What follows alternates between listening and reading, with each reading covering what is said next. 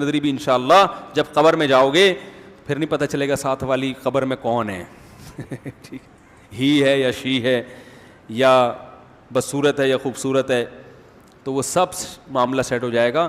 تو اس سے پہلے کہ دنیا چھوٹے پہلے ہی بدنظری چھوڑ دیں. اس کا میں نے طریقہ بتایا بدنظری چھوڑنے کا. صدقہ کیا کریں, کفارہ کچھ اپنے اوپر جرمانہ رکھیں, وہ ڈیٹیل میرا یوٹیوب پہ کلپ مل جائے گا, پھر انشاءاللہ چھوڑ جائے. دکھاؤ یہ کیا ہے. اگر شادی بیاہ کی غلط رسومات میں گھر والے زبردستی لے جانا چاہ رہے ہو تو آپ زبردستی نہیں جائیں. کوئی پولیس تھوڑی منگوائیں گے آپ کو لے جانے کے. بولو نہیں جا رہا بھائی میں, اس میں کیا ہو جائے گا. کیا بچیوں کو کسی ایسے کراٹے کلب میں داخل کرنا جائز ہے جہاں لڑکیوں کا علیحدہ اگر مکمل پردے کی پابندی ہے؟ اصل میں عورت کا مسئلہ, اسلام عورت کو کسی چیز سے نہیں روکتا, اسلام عورت کو بے پردگی سے روکتا ہے. سمجھ میں آ رہی ہے بات؟ وہ میں نے ایک بات کہی تھی کہ خواتین بھی سوئمنگ کر سکتی ہیں, اس پہ فیس بک پہ بہت میرے خلاف مذاق اڑایا گیا, اور بعض افسوس ہوتا ہے کہ اہل علم نے بھی اس پہ ایک بھپتیاں سی کسی ہیں اور طنز کیا ہے. تو بات اصل میں یہ, عورت کے لیے حکم کیا ہے؟ پردہ, کہ اس کا جسم نامحرم مرد سے چھپا رہے. تو نامحرم مرد سے چھپا رہے بھائی, اس گھر میں کوئی سوئمنگ پول بنا دے تو 100 دفعہ نہاتی رہے, اس میں کس نے منع کیا ہے؟ غسل خانے میں بھی تو نہاتی ہے نا جا کے. تو اگر سوئمنگ پول میں نہا لے تو یعنی عورت کا یہ تصور کہ وہ دنیا کو انجوائے نہیں کر سکتی, یہ اسلام کا پیش کردہ. صحابیات میں ہمیں گھڑ سوار بھی ملتی ہیں.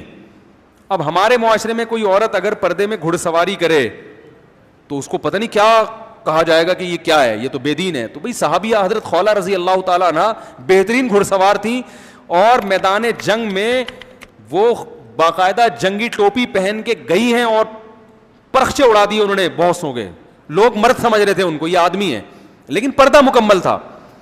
تو ہم نہیں کہہ رہے کہ اب آپ اپنی بیگموں کو لے جائیں وہاں, کیونکہ بڑا مشکل ہوتا ہے پردے کا انتظام کرنا, لیکن اگر کہیں انتظام ہے تو صحیح ہے. نبی صلی اللہ علیہ وسلم نے حضرت عائشہ کے ساتھ دوڑ لگائی ہے کہ نہیں لگائی ہے؟ تو صحیح بخاری صحیح مسلم کی حدیث ہے. لیکن پردے کا انتظام تھا, صحابہ دور چلے گئے تھے تو کوئی بھی نہیں تھا, تو آپ نے امی عائشہ سے فرمایا چلو دوڑ لگاتے ہیں. تو دوڑ بھی سکتی ہیں تو سوئمنگ کیوں نہیں کر سکتی بھائی؟ لیکن پردے کا انتظام ہونا چاہیے. اصل چیز ہم کیا ہے, فوکس کس کو کر رہے ہیں بھائی؟ پردے کا. ورنہ تو بے حیائی ہے, کھلی بے حیائی ہے پھر. تو نبی نے حضرت عائشہ کے ساتھ دوڑ لگائی. امی عائشہ فرماتی ہیں کہ میں جیت گئی, کیونکہ میں دبلی پتلی تھی اور آپ صلی اللہ علیہ وسلم کا جسم تھوڑا سا بھاری تھا. عمر زیادہ تھی نبی کی, امی عائشہ کی عمر کم تھی. ایک غزوہ سے واپس ہو رہے تھے تو آپ نے صحابہ کو حکم دیا آگے جاؤ, پھر امی عائشہ سے کہا چلو دوبارہ دوڑ لگاؤ. تو نبی صلی اللہ علیہ وسلم پھر جیت گئے, کیونکہ امی عائشہ کا جسم عمر کی وجہ سے بھاری ہو گیا تھا. تو ہمارے نبی نے امی عائشہ سے فرمایا تل کا بے تل کا, فرمایا اس کا بدلہ ہے جو پہلے ہوا تھا. سمجھ آ رہی ہے بات؟ نہیں آ رہی تو رہنے دیں بھائی. کیا بچیوں کو کسی کراٹے کلب میں, تو اگر پردے کا مکمل انتظام ہے تو جائز ہے, لیکن اس میں ایک بات یہ بھی ہے کہ بچیاں جن لڑکیوں کے ساتھ کراٹے سیکھ رہی ہیں ماحول کا اثر پڑتا ہے. بعض تو بالکل ایسی آؤٹ آف کنٹرول بچیاں آ رہی ہوتی ہیں, موبائل میں اب جی فلمیں لے کے بیٹھی ہوئی ہوتی ہیں, وہ آپ کی بچیوں کو خراب کر سکتی ہیں. تو ان سب چیزوں سے اگر آپ محفوظ ہیں, یعنی ماحول سے بھی بچا سکتے ہیں اپنے آپ کو, یہ سب چیزوں کی اگر آپ نے کیئر کر رہے ہیں تو پھر ٹھیک ہے, پھر کوئی حرج نہیں ہے.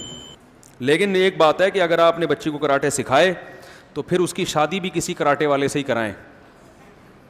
بس 2 منٹ کی بات رہ گئی, کیونکہ نہیں چھٹی نماز کے بعد بہت ہو گیا نا, آئندہ کوشش کریں گے بس اس کو جلدی سمیٹنا, 2-4 منٹ کوئی مسئلہ نہیں ہے.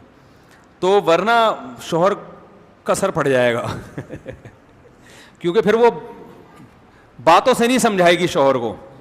بھائی شوہر سے کوئی غلطی ہوئی تو ایک دفعہ تو کہے گی بھائی تمیز سے, اس کے بعد اس نے کراٹے سیکھے کیوں ہیں. تو ایسا نہ ہو کہ آپ کے داماد کا سر پر پھٹا ہوا ہو اور آپ پہ کیس بن جائے. تو پھر ایسا ہو کہ پھر وہ آگے اس میں روکنے کی بھی صلاحیت ہو, یعنی وہ ادھر سے کک مارا ہے تو ادھر سے وہ روک بھی سکے. تو پہلے ہی شادیاں نہیں ہو رہی, پھر کراٹے مین کہاں سے لے کر آئیں گے بھائی؟